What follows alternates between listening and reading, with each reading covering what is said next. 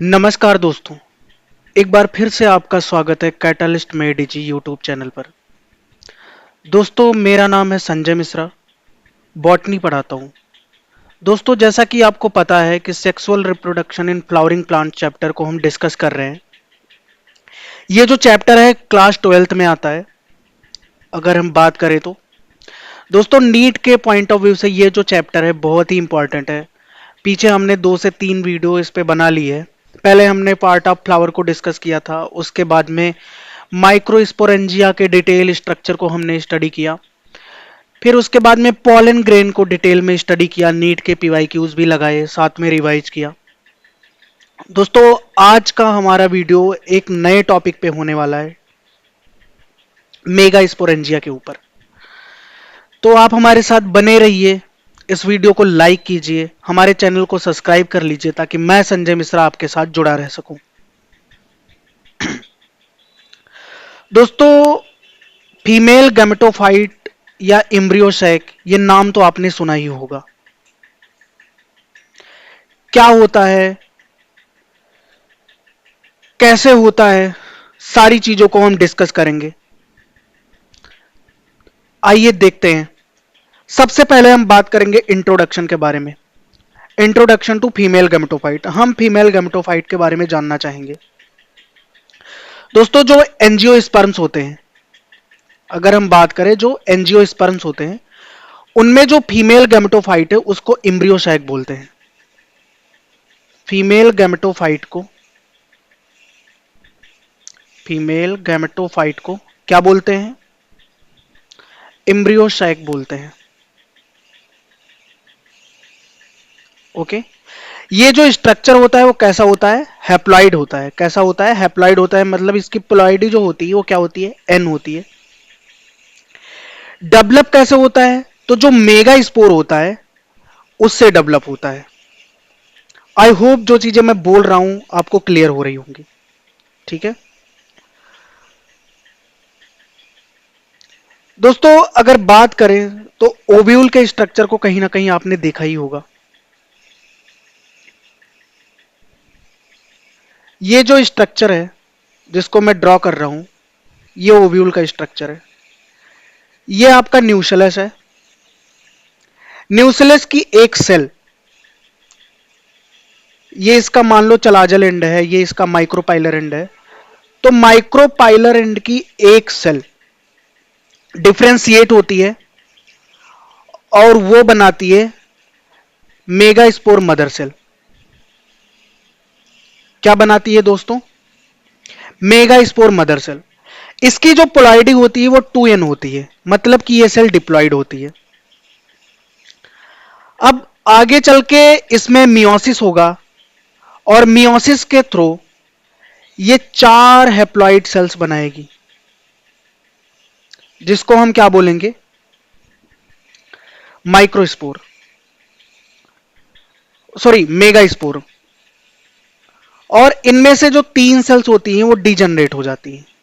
Micropylar and की जो 3 cell होती हैं डीजनरेट हो जाती हैं। एक single functional megaspore cells बचती है। वही आगे चल के माइटोटिकली डिवाइड करती है और फॉर्मेशन करती है किसका? एम्ब्रियोसैक का, जो स्ट्रक्चर में आपको डायग्राम में यहां पे दिख रहा होगा। ये इसका डिटेल स्ट्रक्चर है और इसके बारे में डिटेल स्टडी हम आगे करेंगे।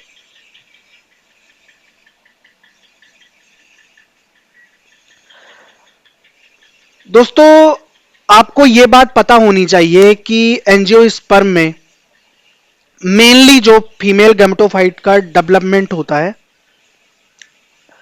वो कैसा होता है? मोनोस्पोरिक डेवलपमेंट होता है।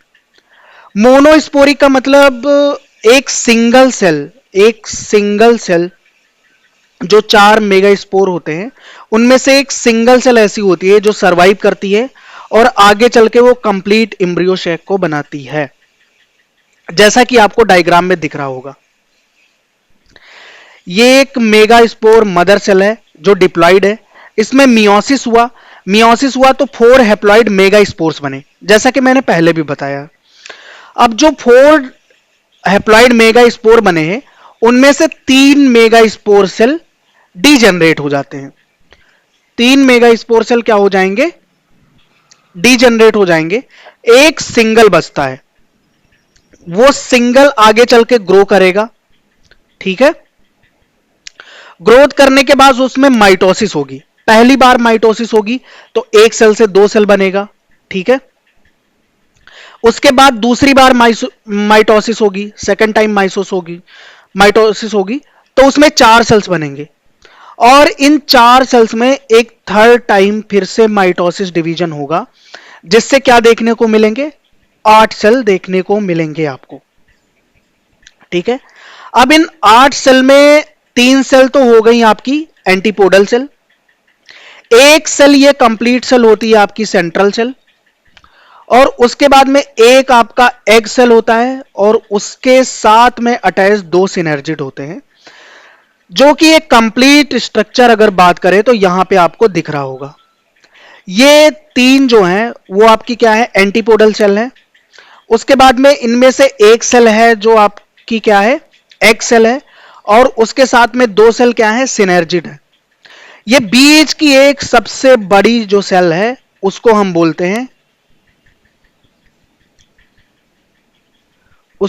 हैं, सेंट्रल सेल, जिसके पास दो न्यूक्लियाई होते हैं। जो सेंट्रल सेल होती है यहां पर अगर देखें तो उसके पास क्या होती है, दो न्यूक्लियाई होती है, टू पोलर न्यूक्लियाई जिनको हम बोलते हैं। तो टोटल कितने सेल्स हो गए, तीन सेल्स कैसी हो गई, एंटीपोडल सेल्स हो गई, ओके। दो सिनर्जिड हो गया, एक एग सेल हो गया, और उसके बाद में एक सेंट्रल सेल हो गई। तो टोटल कितनी सेल हुई, 3 2 5 1 6 एंड 1 7, टोटल जो नंबर ऑफ सेल्स हुई वो कितनी हुई, 7। अब इनके पास न्यूक्लियाई की अगर बात करें तो तीन एंटीपोडल में तीन न्यूक्लियाई, दो सिनर्जिड में दो न्यूक्लियाई, एक एक्सेल में एक न्यूक्लियाई, उसके बाद में एक सेंट्रल सेल में दो न्यूक्लियाई। तो टोटल 3 2 5 2, एक एक्सेल में एक सिंगल न्यूक्लियाई होता है, ठीक है। तो 3 2 5 1 6 और 2 8, तो 7 सेल और 8 न्यूक्लिएटेड कंडीशन इनमें पाई जाती है। दोस्तों अगर स्ट्रक्चर की बात करें एम्ब्रियो सैक के, तो जो एक टिपिकल स्ट्रक्चर होता है मैच्योर एम्ब्रियो सैक का, वो पॉलीगोनम टाइप होता है। जैसा कि हमने पहले ही डिस्कस किया कि ये किस तरह का कंडीशन होता है, इसमें 7 सेल 8 न्यूक्लिएटेड। ये नीट का फेवरेट है, ये नीट में बहुत बार आ चुका है। हमेशा वो पूछते कैसे हैं, कभी वो 8 सेल 7 न्यूक्लिएटेड दे देंगे, कभी 7 सेल 7 न्यूक्लिएटेड, ऐसे ऐसे करके वो ऑप्शंस को चेंज करते रहते हैं। तो आपको ये चीज ध्यान रखनी है कि सेल का जो नंबर होता है वो 7 होता है, न्यूक्लियस कितने होते हैं, न्यूक्लियाई कितने होते हैं, उसमें 8 होते हैं। अरेंजमेंट कैसा होता है, माइक्रोपाइलर एंड पे एक एक्सेल होती है, ये जो एंड आपको दिख रहा है ये आपका क्या है, माइक्रोपाइलर एंड है, ये एक एक्सेल है, और उसके साथ में दो सिनर्जिड है, ठीक है। सिनर्जिड के पास में एक स्पेशल टाइप का स्ट्रक्चर होता है जिसको हम बोलते हैं फिलीफॉर्म ऑपरेटस। फिलीफॉर्म ऑपरेटस का काम क्या होता है, ये पॉलन ट्यूब को गाइड करता है, ठीक है। ये पॉलन ट्यूब को गाइड करता है एंट्री के लिए, और एक्स से जो मेल गैमेट होता है उसके फ्यूजन में हेल्प कराता है। उसके बाद में ऊपर की तरफ आपको दिख रहा होगा चलाजल एंड। चलाजल एंड पे 3 सेल्स होती हैं, और इन सेल्स को हम एंटीपोडल सेल्स बोलते हैं, और ये सेल भी हैप्लॉइड होती हैं। उसके बाद में बात करेंगे सेंट्रल सेल की। तो जो सेंट्रल सेल होती है वो सिंगल सेल होती है, और उसके पास दो न्यूक्लियस होते हैं, लेकिन दोनों न्यूक्लियस की जो प्लॉइडी है वो n+n होती है, मतलब ये भी हैप्लॉइड ही होते हैं। जो न्यूक्लियाई हैं वो हैप्लॉइड है, इनकी अलग अलग प्लॉइडी है n+n। आई होप ये चीजें आपको क्लियर हुई होंगी इसके स्ट्रक्चर में। दोस्तों एक चीज आपको याद रखने की जरूरत है, जो नीट में बहुत बार पूछा जाता है, जो पोलर न्यूक्लियाई होते हैं वो आपस में एक दूसरे से फ्यूज कर जाते हैं। जो पोलर न्यूक्लियाई होते हैं मान लो ये सेंट्रल सेल है और इसके दो पोलर न्यूक्लियाई हैं, तो जैसा ही फर्स्ट मेल गैमेट आके एक सेल से फ्यूज करेगा, इनमें आपस में फ्यूजन, इसको जैसे फर्टिलाइज करेगा, इनमें भी फ्यूजन स्टार्ट हो जाता है।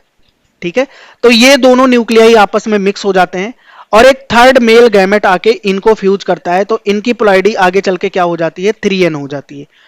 n plus n is equal to 3n। ठीक है,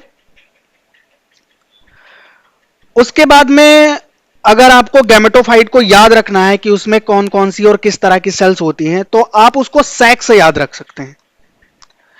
सैक से S for synergid, A for antipodal और C for central cell. Synergid का नंबर 3 होता है और सिनर्जिड का नंबर होता है 2, दो सिनर्जिड्स पाई जाती हैं। और उसके बाद में 3 एंटीपोडल सेल, एक क्या पाया जाता है, सेंट्रल सेल, और उसके बाद में एक एग सेल पाया जाता है। ये सारी चीजें आपको देखने को मिलेगी।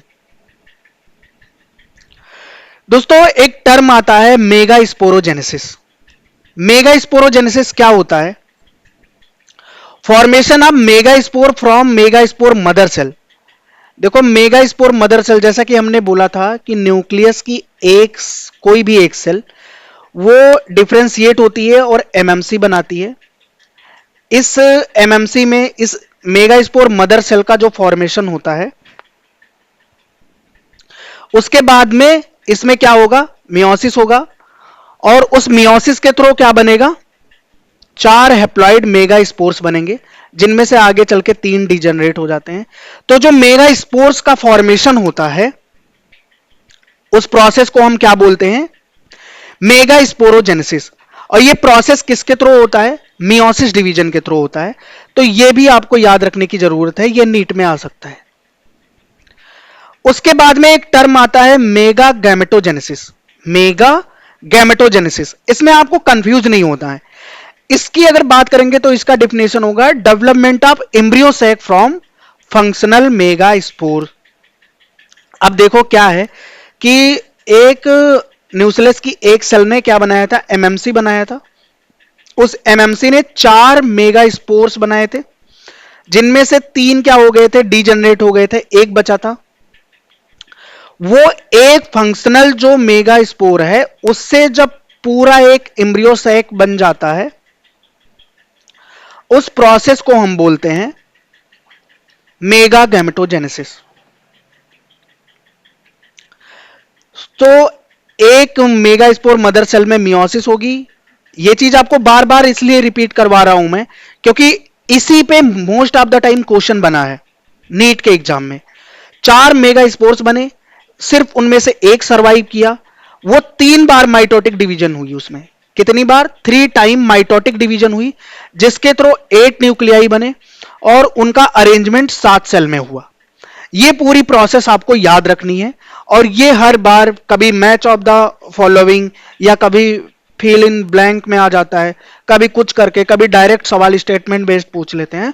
तो ये चीजें आपको ध्यान रखने की जरूरत है। दोस्तों अब हम नीट के प्रीवियस ईयर के क्वेश्चन की बात करेंगे, जो इस टॉपिक पे मोस्टली पूछे गए हैं, और आप हमारे साथ उनको सॉल्व करेंगे। अच्छा, ये जो क्वेश्चन है आपको लगता होगा कि सर को एमसीक्यू के फॉर्म में लाना चाहिए था। तो देखो कभी कभी क्या होता है, कुछ क्वेश्चन में सिर्फ एक सिंगल स्टेटमेंट करेक्ट या इनकरेक्ट करके पूछ लेते हैं। ठीक है, एक पार्टिकुलर टॉपिक से 4 ऑप्शन से 4 अलग अलग टॉपिक से उन्होंने पूछ लिया। तो इस पार्टिकुलर टॉपिक पे जितने भी स्टेटमेंट या जितनी भी लाइंस अब तक पूछी गई हैं, उन सबको हमने कवर किया इसमें। तो जैसा मैं करवा रहा हूं आप वैसा करने की कोशिश करें और इन चीजों को याद रखें। नीट 2022 में आया था, how many nuclei are present in mature embryo sac. तो दोस्तों जो मेच्योर एम्ब्रियो सैक होता है, उसमें 3 न्यूक्लियाई तो एंटीपोडल सेल के साथ होती हैं, 2 न्यूक्लियाई सेंट्रल सेल, 1 न्यूक्लियाई एक सेल के साथ, और 2 न्यूक्लियाई 2 सिनर्जिड के साथ। तो टोटल 8 न्यूक्लियाई होते हैं। आई होप ये चीज आपको समझ आई होगी। तो इसका जो करेक्ट आंसर होगा वो 8 होगा। दोस्तों नीट 2021 में एक सवाल आया था, in angiosperms functional mega spore develop into, तो जैसा कि हमने पहले ही डिस्कस किया है, जो मेगा स्पोर मदर सेल होती है वो मेगा स्पोर बनाती है। मेगा स्पोर आगे चल के एम्ब्रियो सैक का फॉर्मेशन करवाता है। किसका? एम्ब्रियो सैक का फॉर्मेशन करवाता है, या फिर फीमेल गैमेटोफाइट। आई होप ये चीज आपको क्लियर हुई होगी। दोस्तों इसी तरह से नीट 2020 में भी एक सवाल आया था कि फिलीफॉर्म ऑपरेटर्स का काम क्या होता है। तो जो फिलीफॉर्म ऑपरेटर्स होते हैं, नहीं, इसमें पूछा गया था फिलीफॉर्म ऑपरेटर्स कहां पाए जाते हैं। तो जो सिनर्जिड होती है, जो सिनर्जिड्स होती हैं, सिनर्जिड किसके साथ अटैच्ड होती हैं? एक्स सेल के साथ। तो सिनर्जिड में एक स्ट्रक्चर पाया जाता है जिसको फिलीफॉर्म ऑपरेटर्स बोलते हैं। ठीक है, ये गाइड करता है पॉलन ट्यूब की एंट्री को और कहां तक पहुंचाता है? एक्स सेल तक। किसको? मेल गैमेट को। ठीक है, और उसके बाद में नीट 2019 में एक सवाल आया था, number of cells and nuclei in mature embryo sac कितने होते हैं। तो ये चीज आपको फिर से ध्यान रखने की जरूरत है। 7 सेल्ड एंड 8 न्यूक्लियाई कंडीशन पाई जाती है। जैसा कि मैंने आपको पहले बताया था, नीट का बहुत ही फेवरेट सवाल है, बार बार इन्हीं चीजों पे वो सवाल बनाते हैं।